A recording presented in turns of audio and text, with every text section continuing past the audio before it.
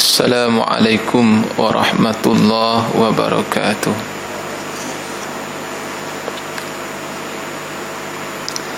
Alhamdulillahi rabbil alamin, wal aqibatu lil muttaqin, wala udwana illa 'alal zalimin. Asyhadu an la ilaha illallah wahdahu la syarikalah, wa asyhadu anna Muhammadan abduhu wa rasuluh. Allahumma salli wa sallim wa barik ala sayyidil mursalin wa ala alihi wa sahbihi wa man tabi'ahum bi ihsanin ila yaumiddin. Rabbi shrah li sadri wa yassir li amri wahlul 'uqdatam min lisani yafqahu qawli. Wa qala ta'ala fil Qur'anil 'azim, yarfa'illahu alladhina amanu minkum walladhina utul ilma darajat. Wa qala an-nabiy sallallahu alaihi wasallam, ballighu anni walau ayah, atau kama qala. Sidang jemaah muslimin dan muslimat yang dirahmati Allah, sayugianya kita bersyukur kepada Allah. Dialah satu-satunya Tuhan yang telah memberi petunjuk dan juga hidayah kepada kita.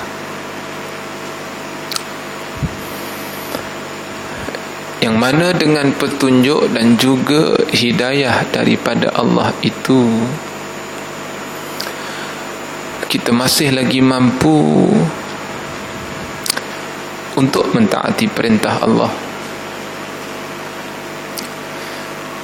dan kita masih lagi mampu untuk melaksanakan setiap daripada kewajipan kita kepada Allah.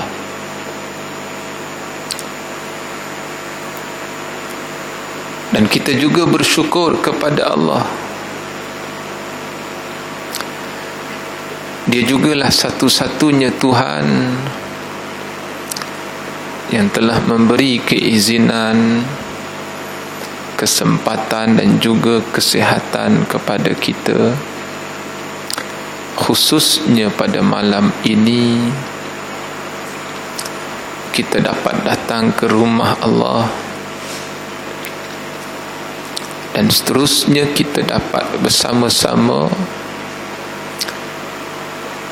berada di dalam majlis ilmu. Semoga kita semua diberikan rahmat, keberkatan dan juga pengampunan daripada Allah Subhanahu wa ta'ala. Qala al-musannif rahimahullahu ta'ala. Tuan-tuan boleh lihat dosa besar yang seterusnya, iaitu yang ke-16, muka surat 32, ya.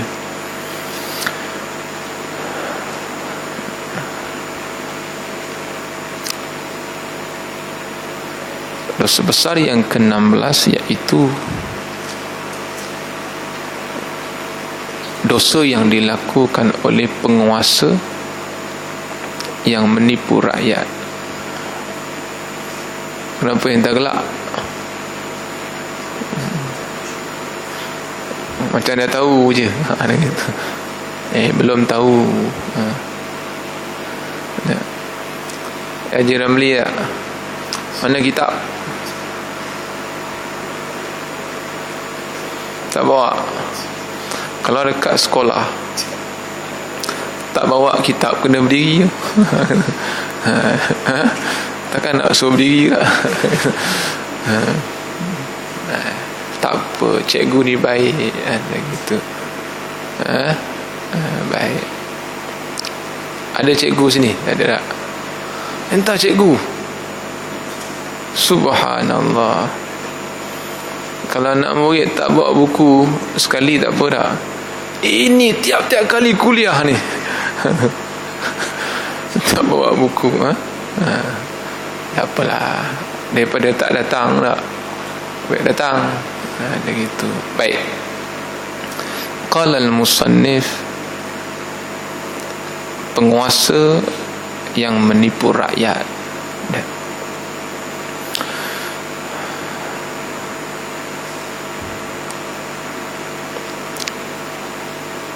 Siapa yang cipta manusia? Allah. Tak. Siapa yang kenal manusia? Cikgu? Allah. Nazrul Kenapa Allah kenal manusia?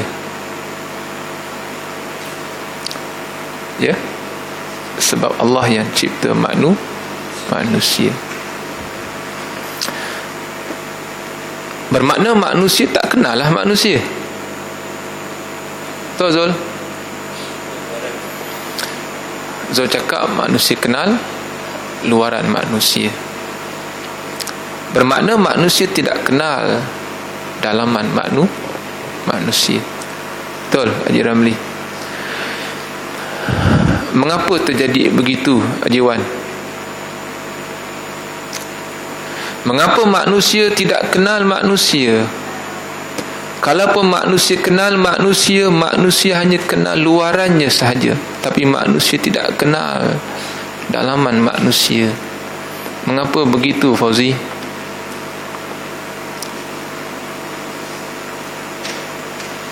Dengar tak? Dah tu? Mengapa terjadi begitu? Haji, siapa nama Haji ni? Haji Muhammad. Baik, kenapa jadi begitu? Kalau tadi saya punya mukaddimah, siapa kenal manusia? Allah. Tak. Mengapa Allah kenal manusia? Nazrul cakap sebab Allah ciptakan manusia. Bermakna manusia tak kenal manusia. Kenapa manusia tak kenal manusia? Sebab bukan manusia yang ciptakan manusia. Okey, faham? Takkan tu pun tak faham. Ya.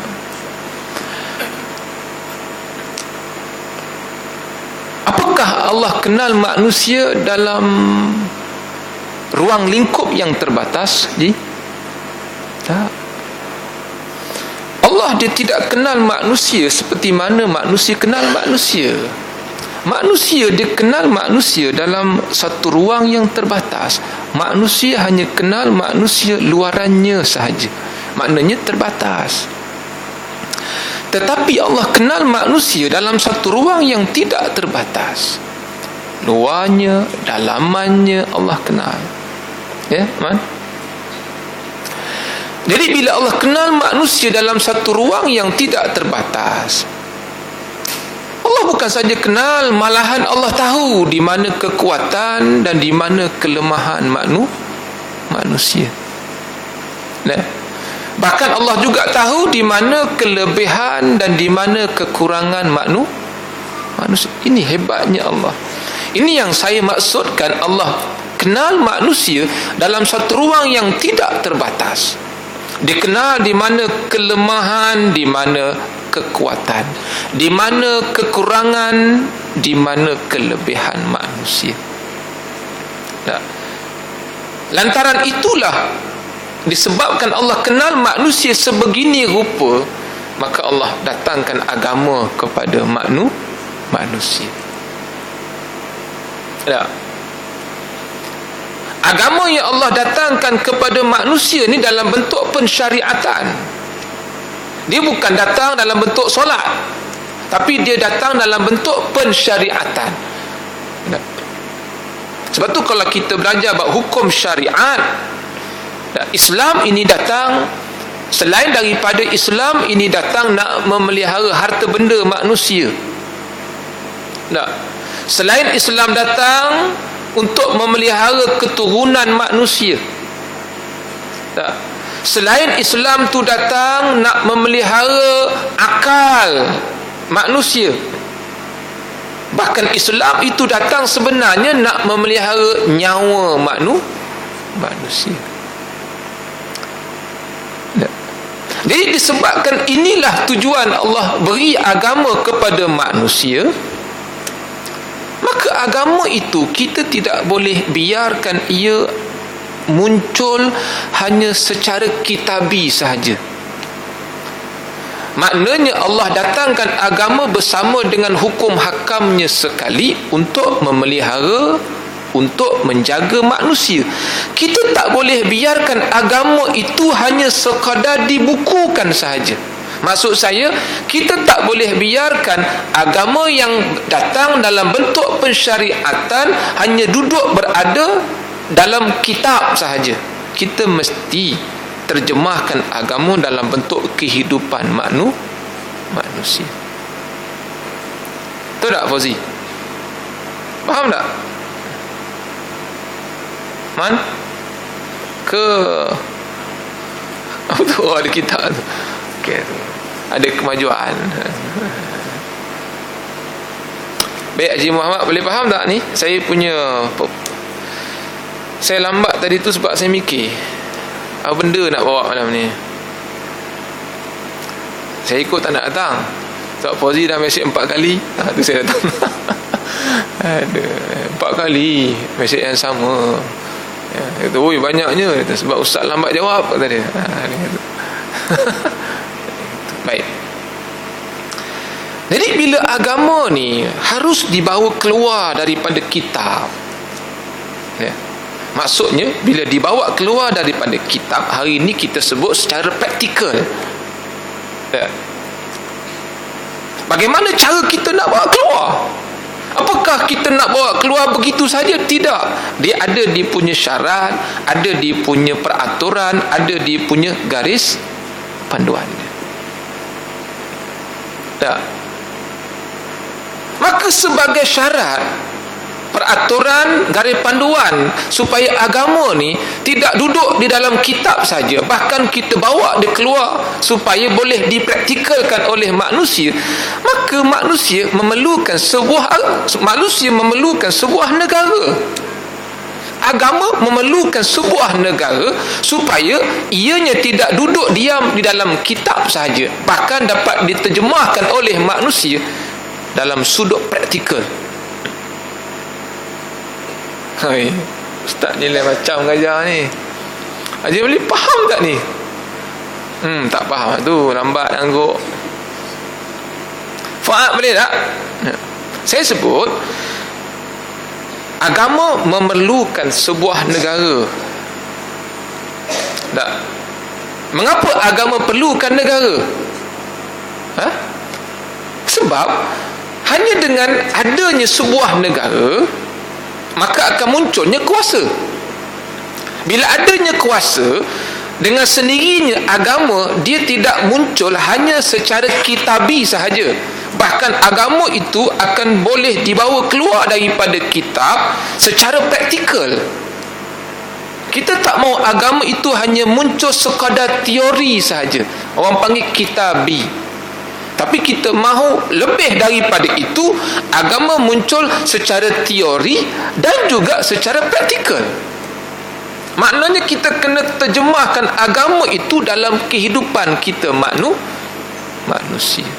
Maka tak dapat tidak, agama memerlukan sebuah negara. Agama memerlukan sebuah kuasa. Tak, mesti kena ada kuasa yang boleh bawa dia keluar.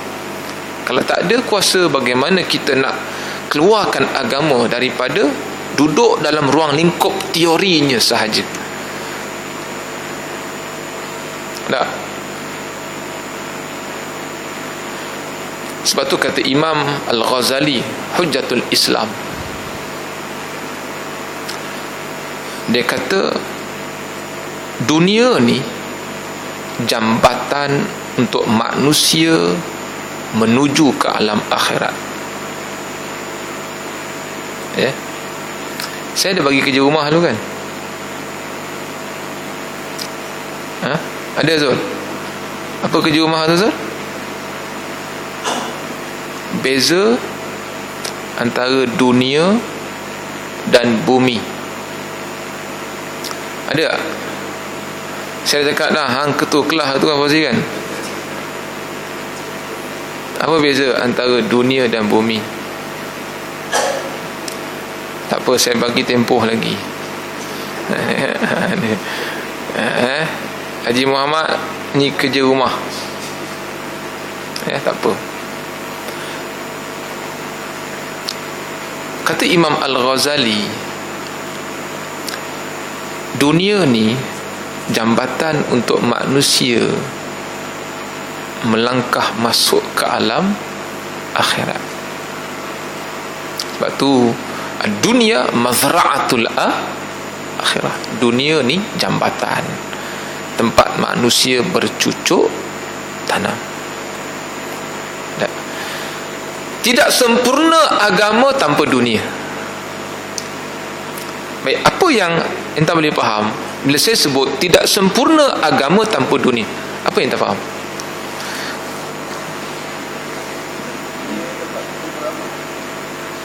Baik, Haji Muhammad, mana penting, dunia ke akhirat? Saya dah agak dah si jawapan tu. Haji Ramli, mana penting, dunia ke akhirat? Haji Wan, jangan cakap dua-dua. Kan saya tanya sekali lagi kan, nak syurga ke neraka? Takkan cakap dua-dua. Puan, dah 3 orang dah cakap akhirat penting. Hang nak cakap apa? Apa dia? Dua-dua. Hasan?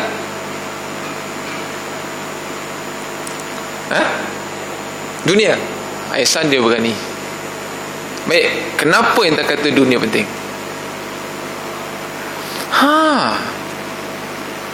Baik, kita kata akhirat penting. Betul, penting. Tak. Tapi sedar tak? Tak. Betapa kejayaan kita di akhirat itu bergantung kepada cara mana kita hidup di dunia. Betul tak? Baik, kita fokuskan kepada agama itu penting, akhirat itu penting, kita abaikan dunia. Tak boleh. Sebab bagaimana manusia nak berjaya di sana? Betul tak Fauzi? Manusia akan berjaya di sana jika manusia berjaya di sini. Sebab tu dunia ni penting. Dunia dalam erti kata manusia ambil dunia, dalam masa yang sama manusia kenal siapa Tuhan manusia. Yang tak bolehnya bila manusia ambil dunia, yang saya sebut dalam kuliah subuh hari itu, lantas manusia beranggapan bahawa dunia ni dia punya.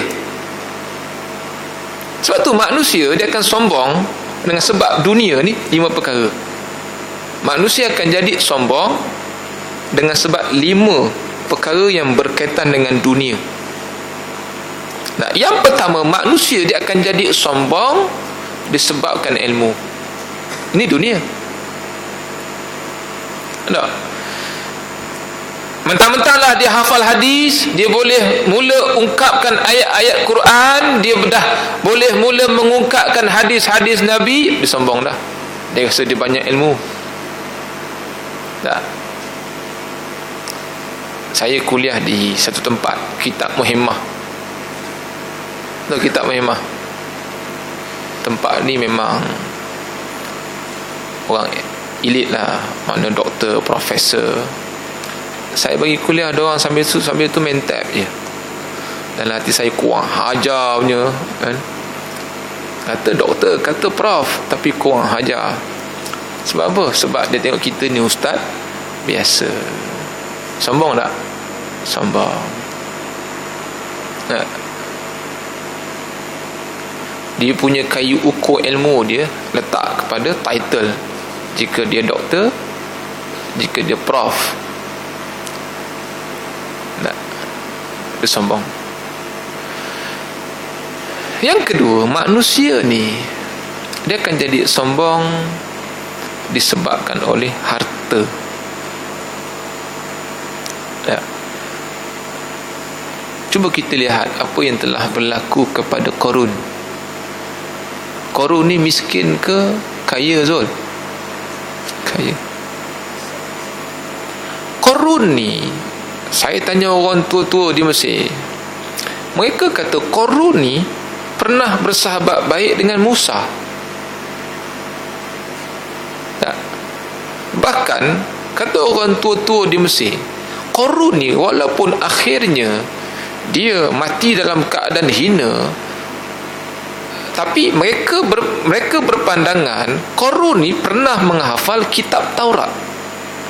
Seburuk, sehina, sekeji-keji Qarun, kata orang tua-tua di sana, dia hafal kitab Taurat.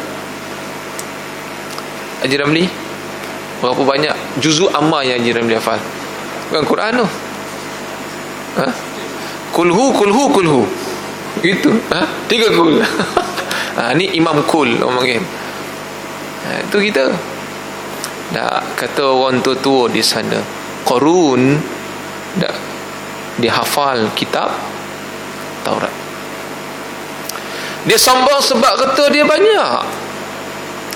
Dia fikir harta yang dia himpun, dia hidup dalam kesenangan, dia fikir harta tu dia punya. Saya ni tuan-tuan, kalaulah harta yang kita himpun ni kita boleh bawa masuk bersama dengan kita besok di alam kubur, saya pun nak bawa. Tapi sebab tak boleh bawa je, tinggal. Harta yang kita himpun ni sebenarnya untuk waris. Tak? Yang mana sempat kita belanja ke arah yang baik, okey, selamat. Tu akhirat tu. Tak? Tapi yang mana tak sempat, tinggal untuk waris.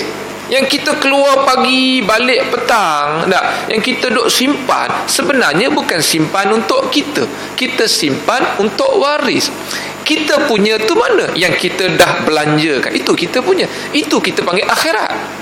Yang kita dah belanja ke arah yang baik, itu akhirat. Bagaimana kita nak bersedekah dengan harta kalau kita miskin? Kita tak fokus akhirat tu penting, kita tinggalkan dunia. Bagaimana Nabi kata sadaqatun jariyatun? Tak. Nabi kata amalan yang kekal ialah sedekah jariah. Nak sedekah ni mesti dengan harta. Sebab tu dunia ni penting. Yang silapnya bila manusia tenggelam dengan dunia. Ada. Yang ketiga, kadang-kadang manusia ni dia jadi sombong disebabkan pangkat. Tak? Pangkat. Dia beruntung jadi orang atas ni bila pernah duduk bawah. Tak? Tapi bila jadi orang atas, dia tak pernah duduk bawah, dia takkan faham perasaan orang bawah. Tak, ni saya guru besar. Cikgu guru besar waktu di Ramli. Sekarang dah jadi guru besar. Kata. Bila saya masuk meeting, semua guru besar tua-tua je. Kita baru kan. Saya ni mati kutu dalam meeting, tak tahu apa nak cakap, malu. Tak. Wah, lepas tu dia tak kenal kita. Ada setengah guru besar ni dia rajin layan ceramah-ceramah kat YouTube. Terjumpa, terima kasihlah ukhwah. Gitu. Masuk ke dalam YouTube. Gitu kan. terjumpa. Sejak dari itu dia agak malu sikit. Tidak dulu cakap lah, dia maki hamunnya gitu, gusar tu. Sekarang ni agak kurang, dia tahu kita. Betul, manusia ni dia sombong sebabkan pangkat dia. Baik, tak apalah. Yang keempat, kadang-kadang manusia ni sombong disebabkan kawan. Siapa yang dia kawan? Tentang dia kawan dengan orang kaya-kaya, dia tak pandang kita, Zul. Dia Haji Ramli ni, dia kawan dengan artis. Gitu. Mana dia nak pandang orang macam kita, Fauzi? Dia kawan dengan orang cerdik, dia tak mau dengar cakap kita. Aku kawan dengan Tok Guru, contoh. Aku ikut ceramah Tok Guru. Engkau ustaz biasa je, engkau ikut ustaz biasa, aku ikut ceramah Tok Guru. Nampak? Dia sombong. Dulu orang awam, dia tak pernah ikut mana-mana ustaz. Bila hati tu terbuka, dapat hidayah dari Allah, dia mula ikut mana ustaz ni pergi ajar. Dia mula dah naik tanduk. Dia gitu. Maknanya dia akan jadi sombong disebabkan siapa yang dia kawan. Betul tak? Berlaku tak? Berlaku. Tambah kalau dia kawan dengan bonzer macam Haji Ramli kan, lagi dia sombong. Aku kawan dengan bonzer banyak. Yang kelima, manusia ni kadang-kadang dia jadi sombong disebabkan faktor keturunan. Pakcik Dayus, saya ni keturunan kerabat tau. Nampak? Sombong tak? Dia sombong kan? Benda ni Nabi sebut tak? Sebenarnya Nabi sebut 6. Yang ke-6 disebabkan paras rupa. Dia rasa dia handsome, dia rasa dia tampan, dia rasa dia cantik, maka dia sombong. Tak? Betul?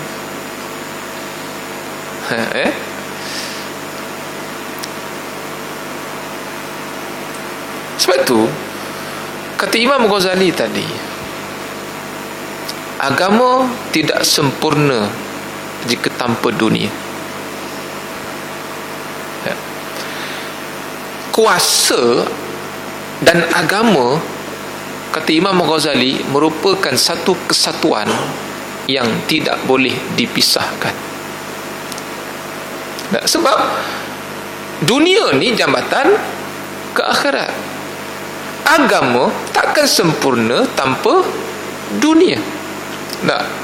Jadi kata Imam Ghazali, agama dan penguasa, agama dan kuasa, kata Imam Ghazali, dia tak boleh dipisahkan. Dia ibarat satu kesatuan.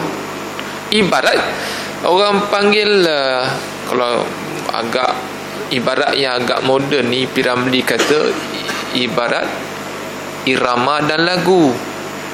Ibarat zahir dan batin tak boleh dipisahkan.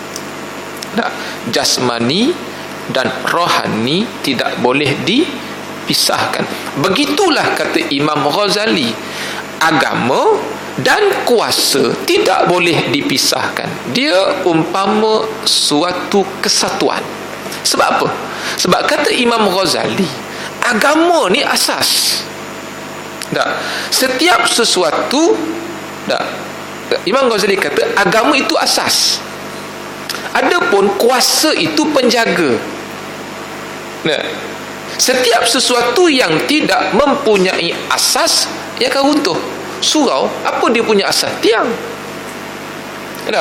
Kalau surau ni bumbung je ada, tiang tak ada, macam mana Haji Wan?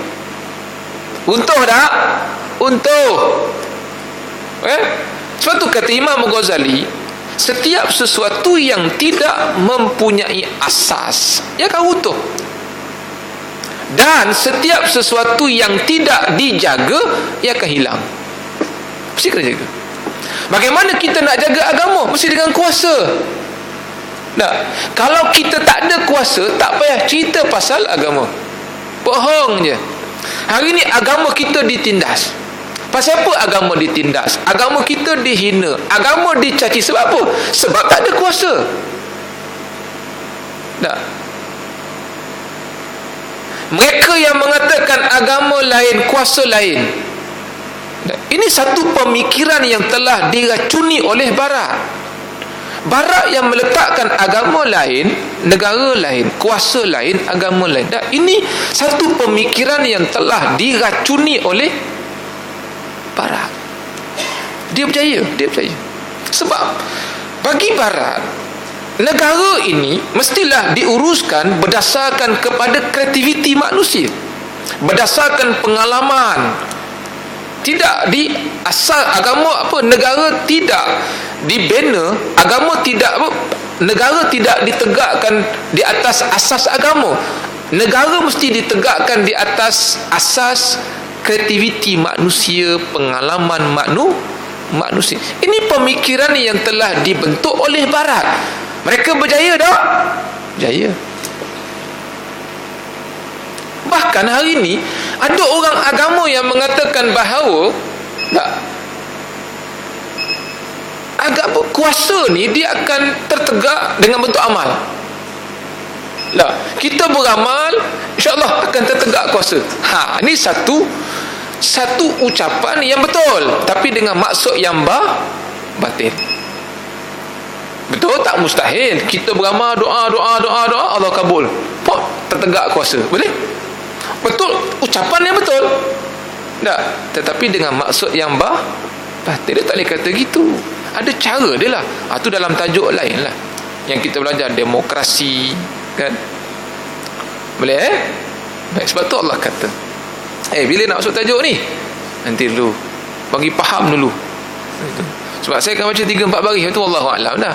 Tuan-tuan baca sendiri. Itu je. Sebenarnya sama je. Saya selak awal dah. Panjang ni. Itu. Baik, bagi faham dulu dah. Allah sebut, innallaha an tu'addul amanat ila ahliha. Innallaha ya'murukum an tu'addul amanat ila ahliha. Allah perintahkan kepada setiap manusia supaya memberikan amanah itu kepada ahli dia. Mana kalau kita nak lantik pemimpin, lantik orang yang ahli dia. Sebab kuasa ni suatu amanah. Kita nak beri amanah kuasa tu mestilah kepada orang yang layak, selayaknya. Wa idza hakamtum bainan nas an tahkumu bil adl. Allah kata jika kamu nak berhukum, ni pentingnya penguasa yang ini pentingnya bila kita beri kuasa kepada orang yang layak. Sebab apa? Sebab Allah kata wa idza hakamtum bainan nas an tahkumu bil adl. Sebab bila kamu nak berhukum kepada sesama manusia, maka berhukumlah secara adil. Innallaha ni'ma ya'izukum bih. Allah dah ajar. Buka Quran. Innallaha kana sami'an basira. Allah Maha mendengar, Allah Maha melihat. Baik, tengok kitab. Qala al-musannif, penguasa yang menipu rakyat. Islam mengharuskan adanya tertib hidup bermasyarakat.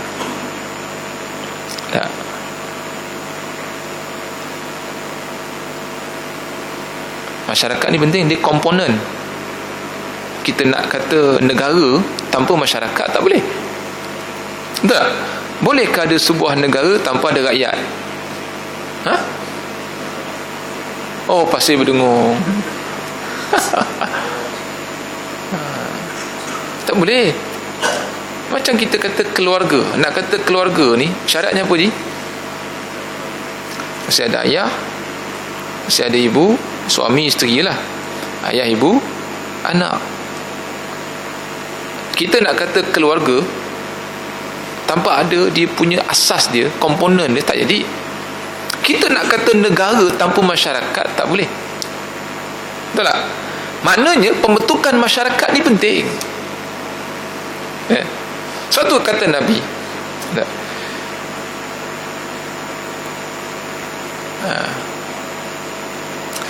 Idza duyi'atil amanah fantaziru. Kata Nabi, apabila amanah itu hilang, maka tunggulah kiamat akan berlaku. Bila kita beri amanah kepada seseorang, kita beri kuasa sebagai amanah untuk dia memerintah dengan cara yang baik, lalu dia gunakan amanah itu dengan sewenang-wenangnya tanpa merujuk kepada batu asas yang kukuh, kata Nabi, fantazirus sa'ah, tunggulah kiamat akan berlaku. Sahabat tanya, qila kaifa idha'atiha ya Rasulullah, bagaimana amanah itu akan hilang? Bagaimana amanah yang diberikan seseorang itu akan hilang? Qala, kata Nabi, amanah itu akan hilang idza wusidal amru ila ghairi ahlihi, apabila sesuatu urusan diberi kepada orang yang bukan ahli dia. Fantazirus sa'ah, tunggulah kiamat akan berlaku. Itu yang mengarut tu. Kita kurangkan harga gula supaya apa, Haji? Kita naikkan harga gula pasal apa? Supaya tak kencing manis. Kita naikkan harga kereta supaya kurang aksiden gitu. Kita naikkan harga minyak supaya kita boleh guna air gitu. Macam-macam mengarut lah. Ni kata Nabi, idza wusidal amru ila ghairi ahlihi fantazirus sa'ah, bila sesuatu urusan diberikan kepada orang yang tak layak, maka tunggulah kiamat akan berlaku. Baik. Islam mengharuskan adanya tertib hidup bermasyarakat. Untuk melaksanakan perintah ini, ditetapkan adanya pemimpin masyarakat dan penguasa negara. Siapa yang kata kuasa tak penting? Kuasa penting. Siapa yang boleh menafikan pentingnya kuasa? Tak boleh. Seolah-olah mereka yang cuba menafikan pentingnya kuasa, mereka cuba menidakkan apa yang disebut oleh Allah. Baik. Oleh kerana itu, di dalam Al-Quran banyak ayat yang melarang umat Islam mengangkat pemimpinnya dari golongan luar Islam. Hari ni macam mana ni? Hari ni kita lantik orang bukan Islam. Macam mana, Nazrul?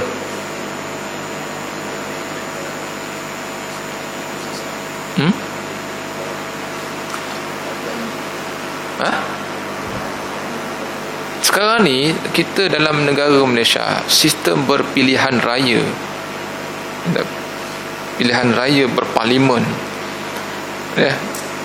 kita melantik orang kafir sebagai pemimpin kita. Macam mana?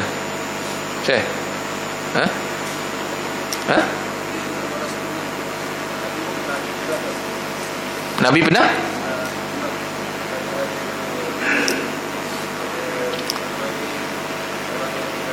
Nabi lantik ke Nabi iktiraf? Nabi lantik tak? Habis tu?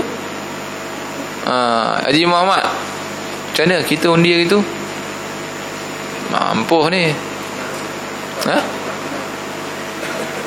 Orang kafir mana Haji undi ni tak menang ni? Fauzi, macam mana? Macam mana? Kalau boleh tu kenapa?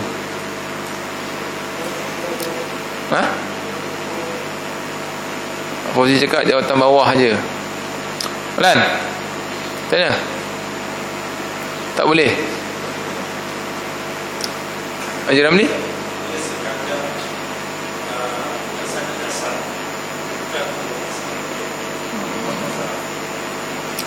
Saya suka jawapan tu. Dia hanya melaksanakan dasar, bukan penggubal, bukan pembuat dasar. Memang kriteria calon yang utama dalam pelantikan seorang pemimpin mestilah Islam. Tapi bagaimana apabila kita berhadapan dalam satu situasi? Tak. Situasinya apabila Islam bertembung dengan yang bukan Islam, yang mana Islam ni kita harap dapat memberi kebaikan, dapat memberi keadilan kepada kita, tetapi kita tak dapat dari dia, kita dapat dari yang bukan Islam. Di sini ada khilaf, ada perbahasan di kalangan ulama. Tapi okey dah, jawapan Haji Ramli tu kita boleh lantik dia sebab dia hanya pelaksana, bukan penggubal. Dalam situasi negara demokrasi, kita tak boleh lantik pemimpin yang bukan Islam sebagai penggubal. Kita kena lantik pemimpin yang Islam sebagai penggubal, adapun yang bawah hanya sebagai pelaksana sahaja. Itu dibenarkan dalam Islam. Boleh? Sebab tu Allah kata qul in tukhfu ma fi sudurikum au tubduhu ya'lamhu Allah wa ya'lamu ma fis samawati wa ma fil ard wallahu ala kulli syai'in qadir. Katakanlah, jika kamu menyembunyikan apa yang ada dalam hatimu atau kamu melahirkannya, pasti Allah mengetahuinya. Tadi saya sebut Allah kenal manusia luar dalam, kan? Allah mengetahui apa yang ada di dalam langit dan apa yang ada di bumi, dan Allah maha kuasa atas segala sesuatu. Tengok, satu hari bila iblis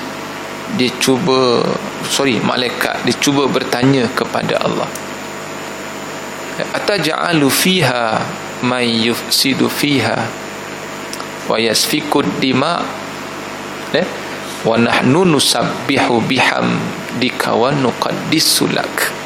Kan Allah kata qala inni a'lamu ma la ta'lamu.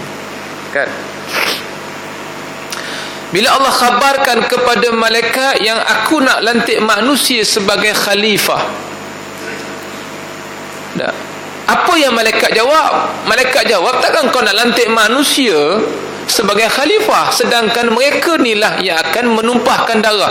Maknanya mereka lah yang akan merosakkan dunia. Allah kata inni a'lamu ma la ta'lamun.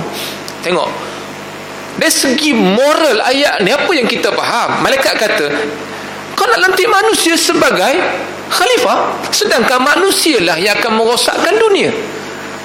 Dari segi moral apa yang kita boleh faham ayat ni?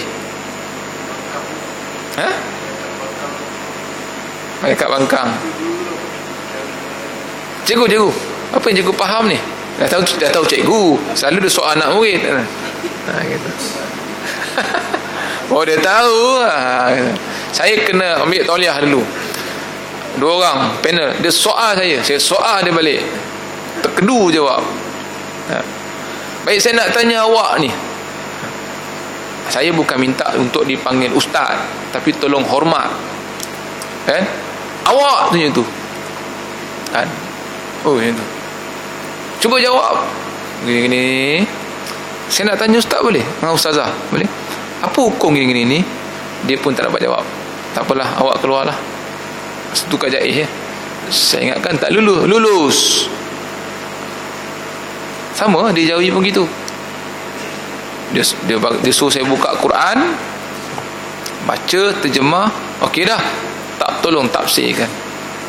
Tafsir tak kena pada kehendak dia. Saya cakap saya nak tanya ustaz semua ni, penuh meja Darul Ifta tu. Ustaz ni depan saya ni, saya tanya, kalau ustaz mengajar tafsir, ustaz mentelaah tak? Ya, saya akan mentelaah. Jadi tak adalah suruh saya tafsir tanpa suruh saya mentelaah. Nak bagi, tak nak bagi sudah. Tu dia Haji Ramli. Tapi kalau kita duk harap dunia ni masalah.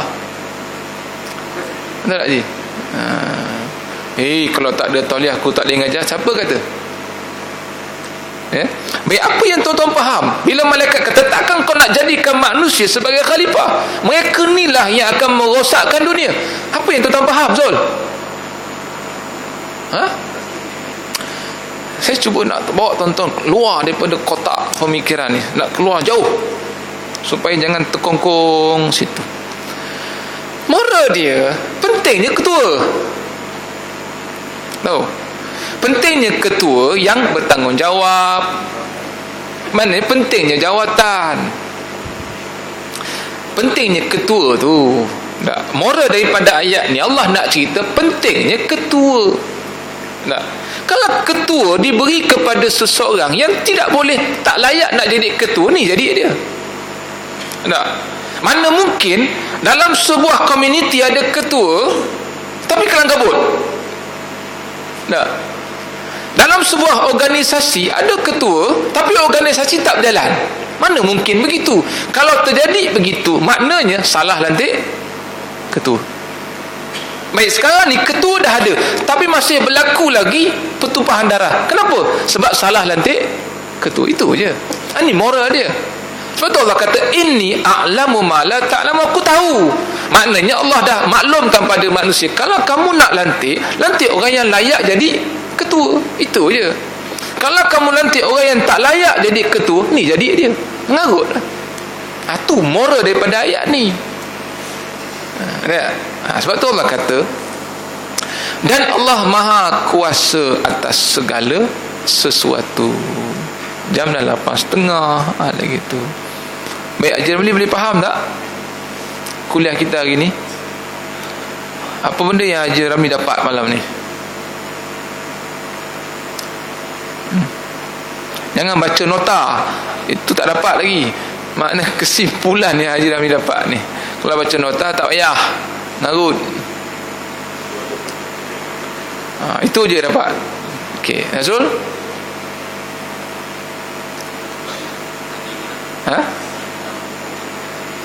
Nak lantiklah orang yang ahli dia. Zul, jangan tiru Haji Ramli, jangan tiru Nazrul. Jawapan sendiri. Cikgu dah mula mikir, ada mikir dah. Benda. Untunglah tuan-tuan yang duduk di belakang, tapi lambat dapat syafaat tu. Man, apa yang tak faham ni? Setakat angguk tak jadi. Bisa saya tuan-tuan boleh faham kan, baik. Sikit lagi. Ini menunjukkan bahawa kepimpinan bahagian mutlak dalam kehidupan bermasyarakat. Dia kadang-kadang macam kita bekerja, kita tak boleh on paper. Sikit-sikit nanti jap nak tengok ada tak dalam buku. Payah kalau ketua jenis macam ni, payah. Kalau ketua yang nak buat sesuatu tindakan semua on paper, payah kita. Nanti saya nak check kat jabatan ada tak sebut. Nak cuti nak cuti ke mana? Nak balik kampung, nak check ada tak peruntukan cuti. Jangan. Ya betul, walaupun dia on paper, tapi dia bukan ketua yang baik. Sebab tu kadang-kadang kita tak jumpa zahir ayat yang Allah menyuruh manusia lantik pemimpin. Kadang-kadang gitu. Orang akan tanya, mana ada dalil yang mengatakan Allah suruh lantik pemimpin? Allah tak sebut secara zahir, hey lantiklah pemimpin. Tak. Allah cuma kata innallaha ya'murukum bil adli wal ihsan. Itu. Allah suruh kamu berlaku adil, buat baik. Tapi tak ada pun dalam zahir ayat Allah kata, hey manusia, lantiklah pemimpin untuk jadi gini-gini. Tak ada. Macam tadi saya sebut, kita nak buat sesuatu tindakan tak semesti on paper. Kadang-kadang kita, tindakan yang kita buat ni berdasarkan apa yang kita faham. Betul. Macam tu juga kadang-kadang tak semestinya bila tak ada zahir ayat yang Allah menyuruh lantik pemimpin, maka tak boleh kita lantik pemimpin. Kita kena faham roh, kita kena faham Islam tu dari segi roh dia. Contoh tengok ni, Islam mengambil kira pentingnya negara, dan Islam mengambil kira antara komponen dalam sebuah negara adalah masyarakat. Dan bagaimana nak terbentuknya masyarakat yang baik kalau tanpa ketua. Ini orang panggil kita faham Islam secara roh. Kita tak faham Islam hanya sekadar kitabi saja, tapi kadang-kadang kita faham Islam berdasarkan roh dia. Ini jadilah orang Islam yang baik begitu. Sebab tu dia kata, tengok, ini menunjukkan bahawa kepimpinan bahagian mutlak dalam kehidupan bermasyarakat. Makna ketua ni milik mutlak. Nak melantik ketua ni satu perkara yang bersifat mesti dalam sebuah masyarakat. Kalau tuan-tuan biasalah keluar tabligh, biasa keluar tabligh, dia mesti kena ada amir saf. Hatta dalam solat pun mesti kena ada ketua. Bagaimana solat tak ada ketua? Solat jemaah tapi tak ada imam, macam mana Fauzi? Bayangkan dalam sujud imam terbatal. Dalam sujud ni apa makmum nak buat? Takkan nak merangkak gitu? Fauzi, dalam sujud, tengah sujud imam terkentut, apa makmum nak buat? Contoh hentar belakang imam, nak buat apa?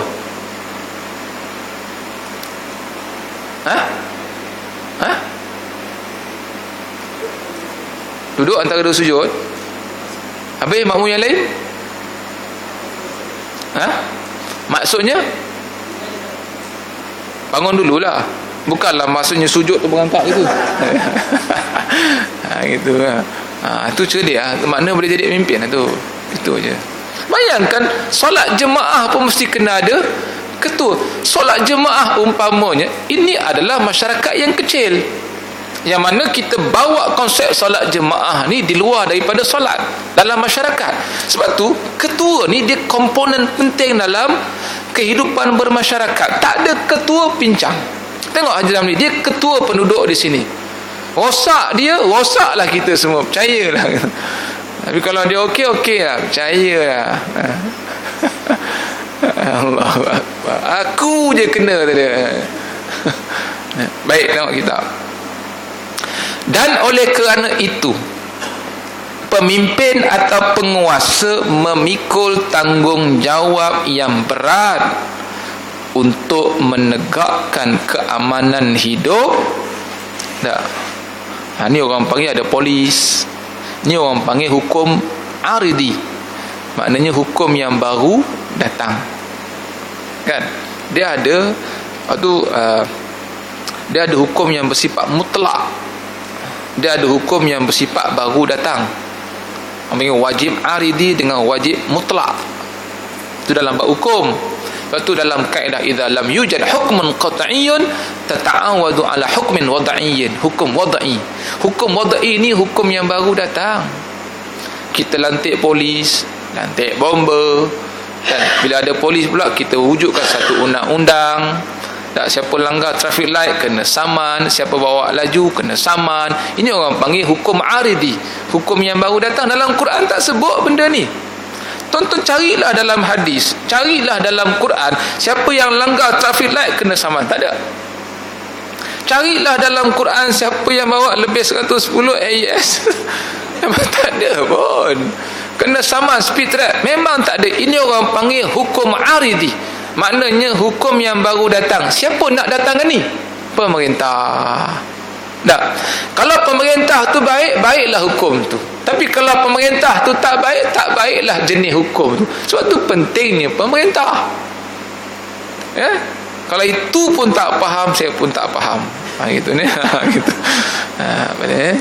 Baik, sebaliknya, pemimpin atau penguasa yang berlaku curang, zalim atau membohongi rakyatnya, ni banyak ni, bererti melakukan perbuatan jahat dan membuat kekacauan di atas bumi. Sebenarnya bukan rakyat yang buat kacau. Kalau kita kata rakyat tu jahat, pemimpin tu lagi jahat. Kalau pemimpin tu zalim. Orang Melayu selalu cakap bapak borek anak rintik. Ini Nabi kata saya kunu umara fasaqatan jawratan. Kata Nabi akan muncul di akhir zaman nanti pemimpin yang jahat, pemimpin yang zalim. Faman saddaqahum bikadzbihim wa a'anahum ala zulmihim. Kata Nabi, siapa yang membenarkan kejahatan mereka, alah tak apa, harga minyak naik sebab minyak dunia naik. Alah, tak apa, cukai penting. Cukai ni pendapatan, langsung tak ada rasa sensitif, langsung tak ada rasa terkesan dalam hati tu. Nabi kata faman saddaqahum bikadzbihim, siapa yang membenarkan kejahatan yang orang ni buat, wa a'anahum ala zulmihim, bahkan tolong lagi, kata Nabi, falaisa minni walastu minhu, dia bukan dari golongan aku bukan dari golongan dia. Walam yarid alal haud, dan dia takkan masuk syurga. Wal a'yazu billahi min zalik. Ini kata Nabi muncul akhir akan datang. Nabi sebut zaman dia, Nabi kata sayakunu umara, akan muncul nanti, dah muncul dah. Benda ni berlaku dah. Wal a'yazu billahi min zalik. Baik, tengok kitab. Sebab tu macam mana kita nak rakyat kita baik kalau kita sendiri tak baik? Macam mana anak kita nak baik kalau bapa tak baik? Bagaimana anak nak berakhlak yang baik kalau bapa sendiri pun tak ada akhlak? Bila anak buat jahat, bapa marah. Apa bapa nak cakap kalau anak pun kata bapa pun sama? Sana, apa bapa nak jawab? Kau jangan merokok. Alah, yang merokok nak jawab apa? Kau jangan menipu. Alah, ayah menipu, nak jawab apa? Solat. Ayah pun tak solat. Nak baca buku, ayah pun tak baca buku. Sebagai ayah nak jawab apa ni? Sebab tu rakyat yang jahat akan melihat penguatkuasaan yang dilancarkan oleh kerajaan, contohlah, bukan di sini pun, mana-manalah ada. Rakyat yang jahat akan melihat setiap penguatkuasaan yang dilakukan oleh penguasa sebagai bahan jenaka je. Tak? Kamu marah, kamu tangkap kami sebab merasuah. Bagaimana dengan kamu? Ini berlaku. Sebab tu dia sebut, kita nampak rakyat yang jahat melakukan kerosakan di bumi. Tak, bukan. Sebenarnya mereka yang diberi kuasa, yang tidak amanah dengan kuasa lah yang melakukan kerosakan di bumi. Itu hakikatnya. Sebab tu malaikat kata, takkan kau nak lantik ketua manusia lah yang akan melakukan kerosakan. Nampak tu? Sebab tu pengarang kitab ni, dia tulis kitab ni bersempena dengan ayat tadi tu. Ataj'alu fiha may yufsidu fiha wa yasfikud dima'. Takkan kau nak lantik ketua di kalangan manusia, ketua yang melakukan kerosakan? Maknanya hari ni kita dok lihat rakyat bawahan yang melakukan kerosakan? Tak. Rakyat bawahan ni melakukan kerosakan, jenayah, kejahatan disebabkan penguatkuasaan. Penguatkuasaan ni siapa yang tentukan? Orang atas. Maknanya kalau orang atas baik, orang bawah baik, insya-Allah. Itu aja. Jelas, ayat tu jelas. Baik. Perbuatan seperti ini Allah ancam dengan siksaan yang pedih, sebagaimana tersebut dalam firman-Nya, innamas sabilu 'alal ladzina yadhlimuna an-nas wa yabghuna fil ardi bighairil haqq ulaika lahum adzabun alim. Tidak ada jalan melainkan atas orang-orang yang menzalimi manusia dan berbuat kerosakan di bumi dengan tidak benar, adalah bagi mereka azab yang pedih. Wal a'yazu billah. Ingat, dalam konteks kita di Malaysia, tak, siapa yang memilih, dialah yang tanggung.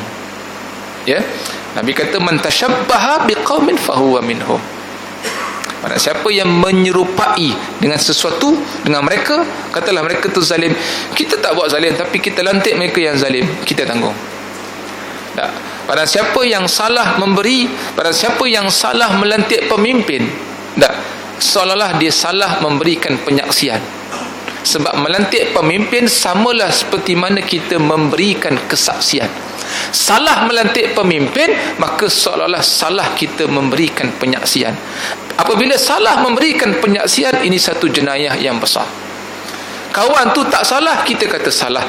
Salah tu besar dosa dia. Sebab tu salah melantik pemimpin umpama salah memberikan penyaksian, besar dosa dia. Wal a'yazu billahi min zalik. Wallahu alam bisawab. Cukuplah setakat tu. Tuan-tuan boleh baca. Sebenarnya saya sebut tadi itu semua kesimpulan daripada yang belakang-belakang. Baik, Allahu a'lam. Baik, ada apa soalan ni?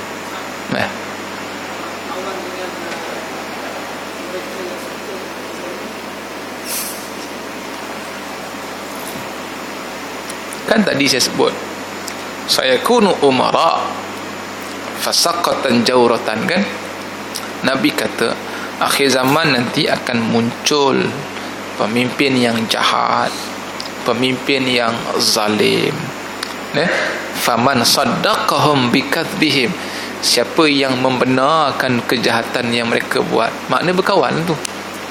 Kalau dia tak suka, dia tak kawan. Maknanya dia boleh berkawan sebab apa? Sebab dia suka. Tak?